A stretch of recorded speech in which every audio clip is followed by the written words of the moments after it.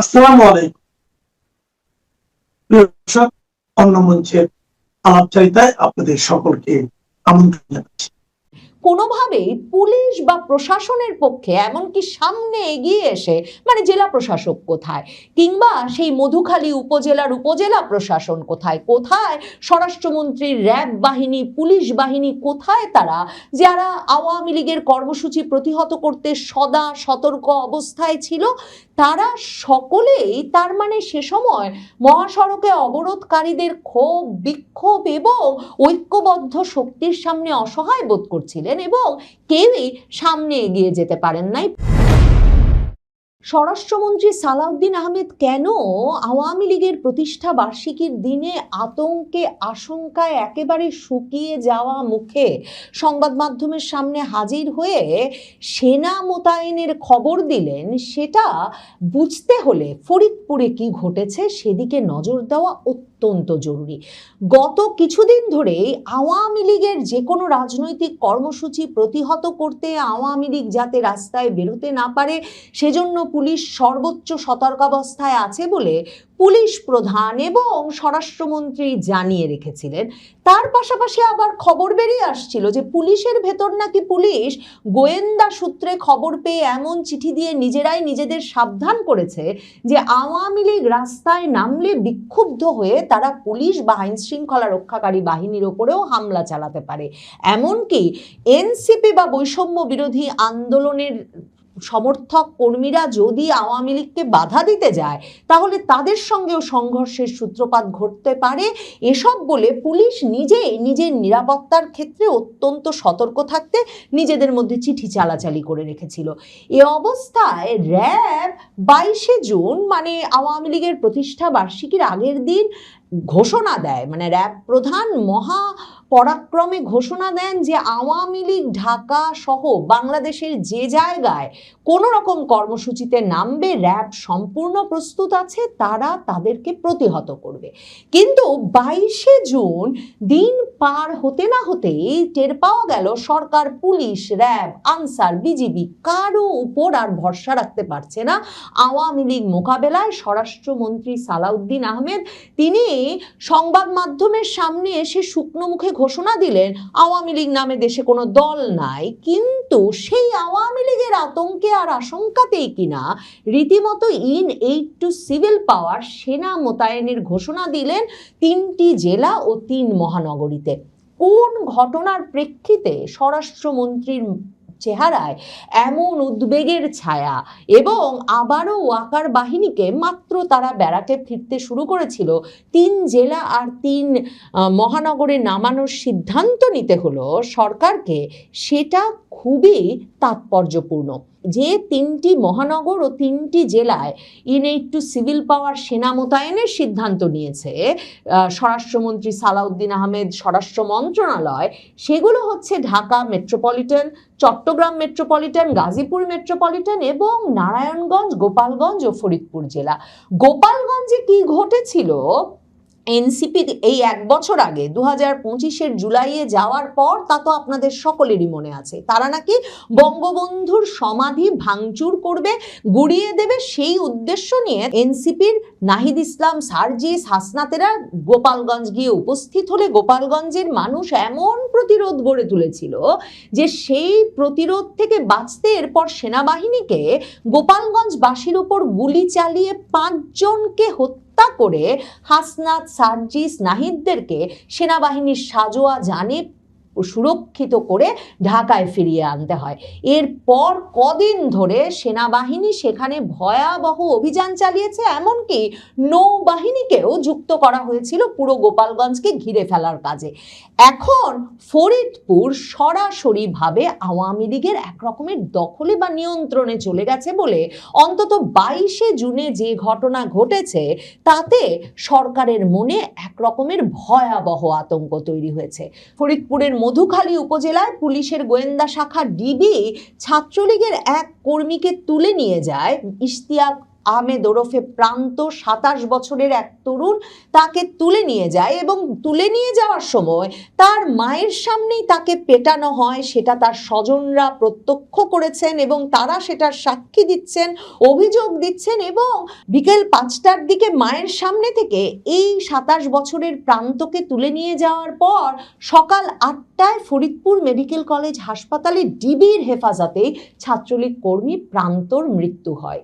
এরপর ফরিদপুরবাসী বিক্ষোভে এমন ফেটে পড়েছেন যে মহাসড়কের অবরোধ কর্মসূচি পালিত হয়েছে ফরিদপুরে এবং আধা ঘন্টার বেশি সময় ধরে এই ছাত্রলীগ কর্মীর মৃত্যুর ঘটনার বিচার দাবিতে মহাসড়ক অবরোধ করে রাখেন সাধারণ মানুষ, নারী, পুরুষ। প্রথম আলো লিখছে উল্লেখযোগ্য সংখ্যক নারীকে সে সময় এই অবরোধে অংশ নিতে দেখা যায়। অবরোধ চলাকালে লোকজন মহাসড়কের ওপর শুয়ে পড়েন। এ সময় পুলিশ প্রথমে বাধা দেওয়ার চেষ্টা করেছিল, তবে জনতার প্রতিরোধের মুখে তারা আর সামনে এগোতে পারে নাই। সকাল 11টা থেকে 11টা 40 পর্যন্ত মহাসড়ক অবরোধ করলে দুপাশে ফরিদপুর মহাসড়কের দুপাশে শত শত দূরপাল্লার যানবাহন আটক পড়ে। যাত্রীরা সীমাহীন দুর্ভোগে পড়ছেন সেটা টের পেয়ে শেষ পর্যন্ত 11টা 40 দিকে ওই মৃত ছাত্রলীগ কর্মী মির্জা ইশতিয়াক আহমেদ প্রান্তর পরিবারের সদস্যদের অনুরোধে অবরোধকারীরা মহাসড়ক থেকে সরে যান। তখন যানবাহন চলাচল স্বাভাবিক হয়। তার মানে ছাত্রলীগ কর্মীকে ডিবি পিটিয়ে মেরে ফেলেছে। এই অভিযোগে নারী, পুরুষ, সাধারণ মানুষ নেমে আসার পর একমাত্র ওই ছাত্রলীগ কর্মীর পরিবারের সদস্যরা বললেন পরেই কিন্তু সাধারণ মানুষ বা আওয়ামী লীগের কর্মী সমর্থক বাহিনী তারা ওই মহাসড়ক অবরোধ থেকে সরে গেলেন। কোনোভাবেই পুলিশ বা প্রশাসনের পক্ষে, এমনকি সামনে এগিয়ে এসে মানে জেলা প্রশাসক কোথায়, কিংবা সেই মধুখালী উপজেলার উপজেলা প্রশাসন কোথায়, কোথায় স্বরাষ্ট্রমন্ত্রীর র্যাব বাহিনী, পুলিশ বাহিনী কোথায়, তারা যারা আওয়ামী লীগের কর্মসূচি প্রতিহত করতে সদা সতর্ক অবস্থায় ছিল, তারা সকলেই তার মানে সে সময় মহাসড়কে অবরোধকারীদের ক্ষোভ, বিক্ষোভ এবং ঐক্যবদ্ধ শক্তির সামনে অসহায় বোধ করছিলেন এবং কেউই সামনে এগিয়ে যেতে পারেন নাই। পরে আওয়ামী লীগের সিদ্ধান্তেই, সেই ছাত্রলীগ কর্মীর পরিবারের সিদ্ধান্তেই অবরোধ তুলে নেওয়া হয়। কাজেই ফরিদপুরের মহাসড়ককে মুহূর্তের মধ্যে আওয়ামী লীগের নিয়ন্ত্রণে চলে যেতে দেখে এবং প্রশাসন, পুলিশ সকলকেই সে সময় নিজেদের প্রাণ ভয়ে, নিজেদের নিরাপত্তার কথা বিবেচনায় কিংবা আওয়ামী লীগের প্রতি সহানুভূতির কারণেও হতে পারে, স্বরাষ্ট্রমন্ত্রী সালাউদ্দিন আহমেদ বিষয়টা বুঝতে পারছেন না দেখেই সম্ভবত আর তার যে আইন শৃঙ্খলা রক্ষাকারী বাহিনী, পুলিশ, র্যাব কিংবা স্থানীয় প্রশাসন কারো উপর আস্থা রাখতে পারছেন না। তিনি সরাসরি এই যে আওয়ামী লীগের শক্ত ঘাঁটি বলে পরিচিত যেই জেলাগুলো আছে, মহানগরগুলো আছে, মানে গাজীপুর মহানগরে কালকে যুবলীগের মিছিল থেকে 30-40 জনের মিছিল বলে পত্রিকায় লিখছে, সেই মিছিল থেকে পুলিশকে সরাসরি বলা হয়েছে একদম সামনে আসবি না, সামনে আসলে মাইরা ফালামু। এবং পুলিশ, একজন পুলিশ সদস্য এগিয়ে আসছিলেন, তিনি স্বাভাবিকভাবেই তখন সরে দাঁড়িয়েছেন, কারণ এই স্বরাষ্ট্রমন্ত্রী সালাউদ্দিন আহমেদ তো কই বিচার করেন নাই তো 2024-এর জুলাই আগস্টে পুলিশ সদস্যদেরকে যখন আন্দোলনকারীরা, বিক্ষোভকারীরা পিটিয়ে মেরেছে, পুড়িয়ে মেরেছে, ঝুলিয়ে দিয়েছে, তার তো তারা বিচার করেন নাই। কাজেই পুলিশ নিজেরা নিজেদের মধ্যে এই 23শে জুনের আগেও শুধুমাত্র সদর দফতর থেকে চিঠি পাঠিয়ে বলছে যে নিজেদের জানমালের হেফাজত করতে, কারণ আওয়ামী লীগ ক্ষুব্ধ হয়ে উঠলে তাদের গায়ে হাত দিতে পারে, তাই নয়, তারা সাবধান করছে এমনকি এনসিপি বৈষম্য বিরোধী আন্দোলনের নেতা, কর্মী, সমর্থকরাও রাস্তায় বের হলে আওয়ামী লীগের ব্যাপক ক্ষোভের শিকার হবে। এরকম যখন খবর, তখন কিনা আবার আওয়ামী লীগ মহাসড়ক অবরোধ করে ফেলছে এবং সেখানে এনসিপি, বৈষম্য বিরোধী আন্দোলন কিংবা ক্ষমতাসীন বিএনপি, ছাত্রদল, যুবদল কেউ গিয়ে তাদের অবরোধ তো তুলিয়ে নিতে পারছেই না। ফরিদপুর যে আওয়ামী লীগের দখলে চলে গেছে তার প্রমাণ হচ্ছে এই যে অবরোধের সময় বরং স্থানীয় বিএনপি নেতারা সেখানে উপস্থিত হয়ে বলেছেন যে ইশতিয়াক আহমেদ প্রান্ত এই ছাত্রলীগ কর্মীর সঙ্গে যে ঘটনা ঘটেছে তাকে যেভাবে ডিবি হেফাজতে নিয়ে কয়েক ঘন্টা পর পিটিয়ে মেরে ফরিদপুর মেডিকেল কলেজের লাশ পাঠানো হয়েছে সেটি একটি হত্যাকাণ্ড এবং এই হত্যাকাণ্ডের বিচার করতে হবে। মানে ভাবেন এই বিএনপি নেতারা ইশতিয়াক আহমেদ প্রান্ত ছাত্রলীগ কর্মীর জানাজায় গিয়ে অংশ নিয়েও স্থানীয় মানুষের সামনে এই একই দাবি তুলে ধরেছেন। ভাবেন বাংলাদেশের এমনি পরিস্থিতিটা কি, তোফায়েল আহমেদের মতো নেতা মারা গেলেন, বিএনপির একজন সিনিয়র জুনিয়র কোনো নেতার সাধ্য বা সাহস হলো না যে তারা এসে তোফায়েল আহমেদের জানাজায় অংশ নেবেন, তোফায়েল আহমেদের জানাজা নাকি প্রতিহত করবে সে ঘোষণা আবার ভোলায় ছাত্রদলও দিয়ে বসেছিল। যদিও সাধারণ মানুষের ভিড়ের সামনে সেই উদ্দেশ্য তারা সফল করতে পারে নাই, কিন্তু ফরিদপুরে এসে এই ছাত্রলীগ কর্মীর মৃত্যুতে সাধারণ মানুষ বিক্ষুব্ধ হয়ে যখন মহাসড়ক অবরোধ করে ফেলেছে এবং পুলিশ প্রশাসন কেউ আর কাজে আসছে না সাধারণ মানুষের ক্ষোভের সামনে, তখন বিএনপি নেতারা বরং জানাজায় গিয়ে অংশ নিয়েছেন এবং সাধারণ মানুষকে বলেছেন তারাও শোকাহত, তারাও এর সুষ্ঠু বিচার চান। সালাউদ্দিন আহমেদ আসলে আতঙ্কিত যে হয়ে পড়েছেন, বিএনপির শীর্ষ নেতৃত্ব যে আতঙ্কিত হয়ে পড়েছেন তার প্রধান কারণ তারা টের পাচ্ছেন একদিকে পুলিশ আতঙ্কিত, র্যাব আতঙ্কিত, মানে সকল আইন শৃঙ্খলা রক্ষাকারী বাহিনী আতঙ্কিত, কারণ 2024-এর জুলাই আগস্টে তাদের গায়ে হাত পড়েছে সেটার শুধু বিচার হয়নি তাই তো নয়, 2024-এর জুলাই আগস্টে যারা আন্দোলন দমন করতে গেছেন তাদের একের পর এক মামলা দিয়ে ট্রাইব্যুনালে এখন গণহত্যার বিচার হচ্ছে তাদের বিরুদ্ধে। তাহলে এই সাধারণ মানুষ, নারীরা যখন মহাসড়ক অবরোধ করে শুয়ে পড়ছেন রাস্তার ওপর, সাধারণ মানুষ মহাসড়ক অবরোধ করে সেখানে শুয়ে পড়ছেন এবং সেখান থেকে আর সরতে চাইছেন না, একেবারে তাদের দলীয় ব্যক্তিদের অনুরোধ ছাড়া পুলিশ প্রশাসন কোনো কাজে আসছে না, তখন ওই আন্দোলনকারীদের দমানোর সামর্থ্য শক্তি কোথায় আইন শৃঙ্খলা রক্ষাকারী বাহিনীর, স্বরাষ্ট্রমন্ত্রী সালাউদ্দিন আহমেদের কোনো বাহিনীর? কাজেই একরকম কি করবেন বুঝতে না পেরেই শেষ পর্যন্ত মাত্র ব্যারাকে ফেরত পাঠানো ওয়াকারুজ্জামানের বাহিনীকে আবারও 3 জেলা আর 3 মহানগরে মোতায়েন করেছেন বিশেষ ঘোষণা দিয়ে। কিন্তু আগামীকাল প্রতিষ্ঠা বার্ষিকীর দিনে যদি গোপালগঞ্জের মতো ঘটনা ফরিদপুরে, নারায়ণগঞ্জে, গাজীপুরে কোথাও ঘটানো হয়, যেসব জায়গায় বিশেষভাবে সেনা মোতায়েন করা হলো, সেনাবাহিনী যদি গুলি ছোড়া শুরু করে আন্দোলনকারীদের দিকে, আওয়ামী লীগের নেতা কর্মী সমর্থকদের দিকে, তাহলে এই সময়টায় আওয়ামী লীগ কি সত্যি বিষয়টা নীরবে সহ্য করবে, নাকি পুলিশের গোয়েন্দা দপ্তর যেটা বলেছে যে যারাই যেই বাহিনী আইন শৃঙ্খলা রক্ষা করতে যাবে সেই বাহিনীর সঙ্গেই তাদের কাছ থেকে বড় ধরনের প্রতিরোধ বা বাধার মুখোমুখি হলে আওয়ামী লীগ সেখানে প্রতিরোধ গড়ে তুলবে এবং ক্ষোভ প্রকাশ করবে, এমনকি আওয়ামী লীগ প্রতিহত করবে আইন শৃঙ্খলা রক্ষাকারী বাহিনীর সদস্যদের? কাজেই তাদেরও তাদের নিরাপত্তা নিয়ে চিন্তিত হওয়া উচিত। কোনটা ঘটবে? পরিস্থিতি খুব দ্রুত বদলাচ্ছে। স্বরাষ্ট্রমন্ত্রী সালাউদ্দিন আহমেদ জানেন যে ঢাকায় শুধু আন্দোলন দমন করা যত সহজ, যখন সারা দেশে আন্দোলন ছড়িয়ে পড়ে এবং যেভাবে আওয়ামী লীগ উপজেলায় উপজেলায় তাদের মিছিল, তাদের কর্মসূচিকে নিয়ে যেতে পেরেছে হঠাৎ করে একটা খুব দ্রুত সময়ের মধ্যে, সেখানে স্বরাষ্ট্রমন্ত্রী সালাউদ্দিন আহমেদের পক্ষে আইন শৃঙ্খলা রক্ষাকারী বাহিনীকে দিয়ে সেটা দমন করা, প্রতিহত করা খুবই মুশকিল হবে। আর ফরিদপুরের ঘটনা থেকে সরাসরি যখন বিএনপি, ছাত্রদল, যুবদল, এনসিপি, বৈষম্য বিরোধী ছাত্র আন্দোলন সকলেই বার্তা পেয়ে গেছেন, সাধারণ মানুষের প্রতিরোধের মুখে তাদের গিয়ে আওয়ামী লীগকে প্রতিরোধ করার সাহস বা দুঃসাহস করা ঠিক হবে না, কারণ তাতেও গোয়েন্দা তথ্য আছে যে আওয়ামী লীগ তাহলে তাদেরও প্রতিহত করবে। তখন স্বরাষ্ট্রমন্ত্রী সালাউদ্দিন আহমেদ আরও জানেন যে পরিস্থিতিটা কতটা জটিল।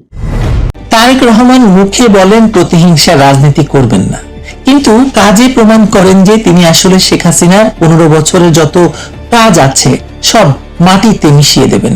মাটি চাপা দেবেন আশ্রয়ন প্রকল্পের ঘর, মাটি কেটে হলেও পদ্মা সেতুর সঙ্গে সংযুক্ত রেল সেতু ভেঙে গড়িয়ে দেবেন। মেট্রো রেলের তলায় বসাবেন গরুর হাট, কমিউনিটি ক্লিনিক বন্ধ করে দেবেন। প্রাথমিক বিদ্যালয়ে বসাবেন পরীক্ষার ফি। প্রশ্ন হলো, এগুলো যদি প্রতিহিংসা না হয় তাহলে প্রতিহিংসার সংজ্ঞাটা আসলে কি ভাইয়া?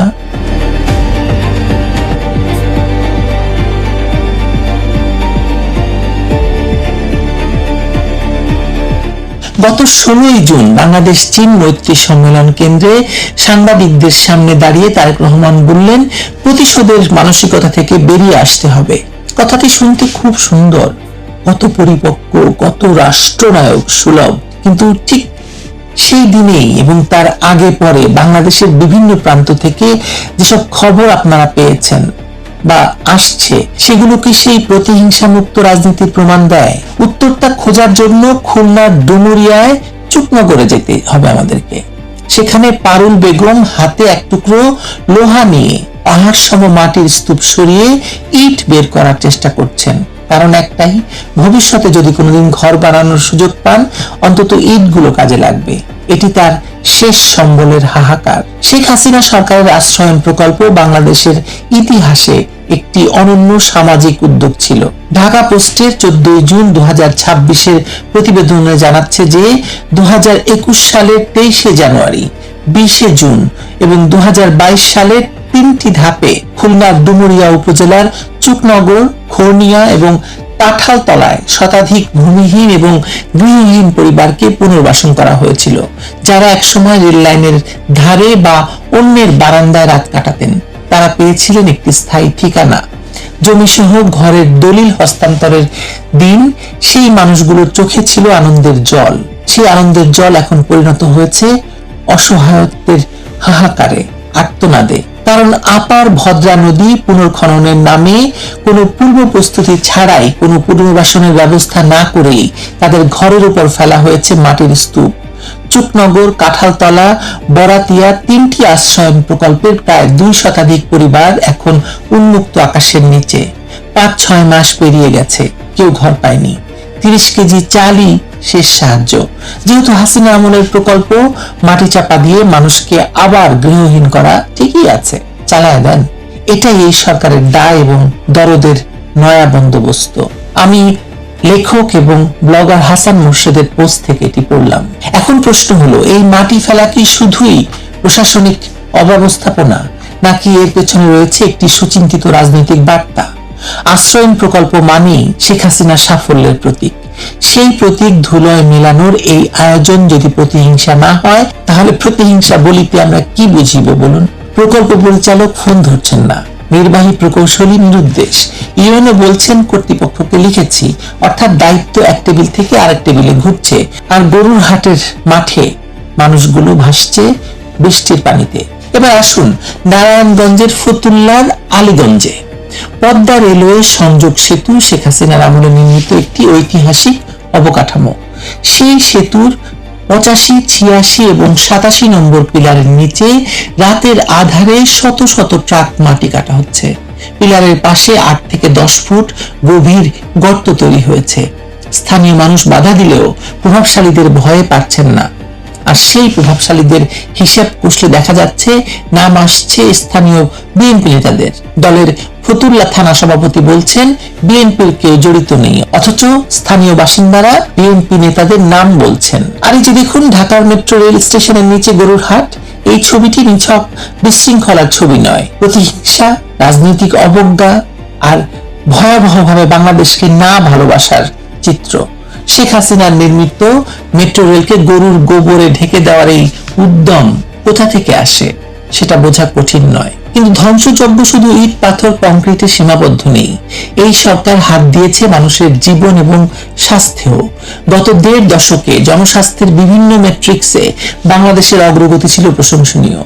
মাতৃমৃত্যু কমেছে, শিশু মৃত্যু কমেছে, জন্মহার নিয়ন্ত্রণে এসেছে, ভ্যাকসিনেশনের হার বেড়েছে, গড় আয়ু বৃদ্ধি পেয়েছে। দক্ষিণ এশিয়ার মধ্যে বাংলাদেশের অবস্থান দাঁড়িয়েছিল প্রায় শীর্ষের কাছাকাছি। এই অসাধারণ অর্জনের পেছনে প্রায় 15,000 কমিউনিটি ক্লিনিকের একটি বড় ভূমিকা ছিল। বাংলাদেশের সংখ্যাগরিষ্ঠ মানুষ এখনো গ্রামে বাস করে। এই ক্লিনিকগুলোর সেবা গ্রহীতাদের সিংহভাগ সেই গ্রামের মানুষ, বিশেষ করে নারী এবং শিশু। জেলা উপজেলা তো দূরের কথা, শুধু ইউনিয়ন স্বাস্থ্য কেন্দ্রে যেতেও খরচ দ্বিগুণ হয়ে যায় যদি পাশের কমিউনিটি ক্লিনিক না থাকে। সবচেয়ে কম খরচে সবচেয়ে কাছের স্বাস্থ্য সেবা, এই সহজ সমীকরণটাই ভেঙে দিয়েছে তারেক রহমানের সরকার। হবিগঞ্জ সদর উপজেলার লোকরা ইউনিয়নের ভাটপাড়া কমিউনিটি ক্লিনিকের কথাটাই উদাহরণ হিসেবে দিই আপনাদেরকে। কমিউনিটি হেলথ কেয়ার প্রোভাইডারের পদ শূন্য থাকায় 6 মাস ধরে তালাবদ্ধ সেই ক্লিনিক। 6,000 মানুষ স্বাস্থ্য সেবা থেকে বঞ্চিত। 55 বছর বয়সী কুলসুমা আক্তার 2 দিন আসেন, 2 দিন ফিরে যান। প্রশ্ন করেন, ক্লিনিক বন্ধই থাকলে এর দরকারটা কি? এটি কেবল একটি ক্লিনিকের গল্প নয়, এটি সারা দেশের হাজার হাজার ক্লিনিকের একই দশার প্রতীক। এই ক্লিনিকগুলো বন্ধ থাকার প্রভাব এখনই পুরোপুরি বোঝা না গেলেও আরো 2-4 বছর পরে স্বাস্থ্য পরিসংখ্যানের ডেটায় সেটা স্পষ্ট হয়ে উঠবে। মাতৃ মৃত্যু বাড়বে, শিশু মৃত্যু বাড়বে, ভ্যাকসিনেশনের হার কমবে, তখন সেই দায় কে নেবে?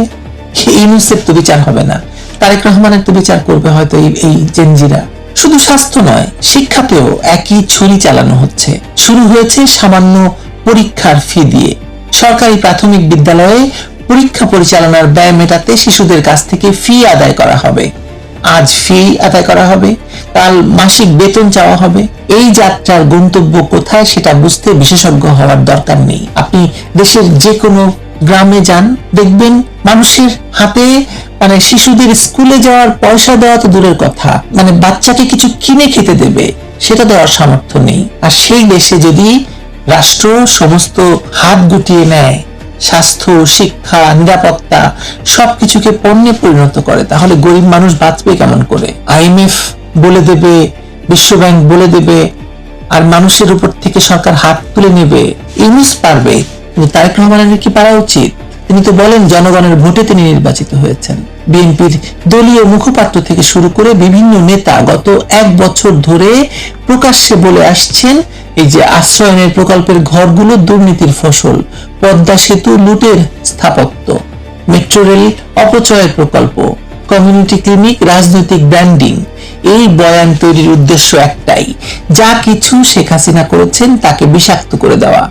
জনমানসে এই বিষ ঢেলে দেওয়ার পরের ধাপটি সহজ হয়ে যায়, সেই কাজগুলো ধ্বংস করা বা তার কার্যকারিতা নষ্ট করা এবং সেটাকে সংস্কার বলে চালিয়ে দেওয়া। বাংলাদেশের ইতিহাসে এই প্যাটার্ন নতুন নয়, আগেও হয়েছে। 1975-এর পরে মুক্তিযুদ্ধের চেতনাকে মুছে দেওয়ার চেষ্টা করা হয়েছে, পাঠ্য বইয়ে ইতিহাস বদলে দেওয়া হয়েছিল, বঙ্গবন্ধুর নাম মুছে দেওয়া হয়েছিল। তবু ইতিহাস মুছে যায়নি, কারণ ইতিহাস শুধু ইট পাথরে থাকে না, থাকে মানুষের স্মৃতিতে, তাদের অভিজ্ঞতায়, দৈনন্দিন জীবনে। যেমন পারুল বেগম জানেন তারা তাকে ঘর দিয়েছিল, আর কুলসুমা আক্তার জানেন কোন সরকারের আমলে ক্লিনিকে বিনা পয়সায় ওষুধ পাওয়া যেত। রিজিয়া বেগম জানেন তার সরকারের সময় তিনি বাথরুমওয়ালা ঘর পেয়েছিলেন। পদ্মা রেল সেতু দিয়ে প্রতিদিন যে মানুষ যাতায়াত করে তারা জানে কে সেই মানুষ যে সেতুটি বানিয়েছিল। মেট্রো রেলের চড়া মধ্যবিত্ত জানে তার স্বপ্নের এই ব্যবস্থা। অবৈধ ইউনিট সরকারের এই বর্ধিত তারেক রহমানের সরকার মাটি দিয়ে ঘর চাপা দিতে পারে, মাটি কেটে সেতুকে ঝুঁকিতে ফেলতে পারে, গরু বসিয়ে মেট্রো রেলকে অপমান করতে পারে, ক্লিনিক বন্ধ করে মানুষকে চিকিৎসাহীন রাখতে পারে, স্কুলে ফি বসিয়ে গরিবের সন্তানের লেখাপড়ার পথ রুদ্ধ করতে পারে। কিন্তু মানুষের মন থেকে সেই স্মৃতি মুছে দেওয়া সম্ভব নয়। মাটির স্তূপের নিচে থেকে হলেও ইট বেরিয়ে আসবে।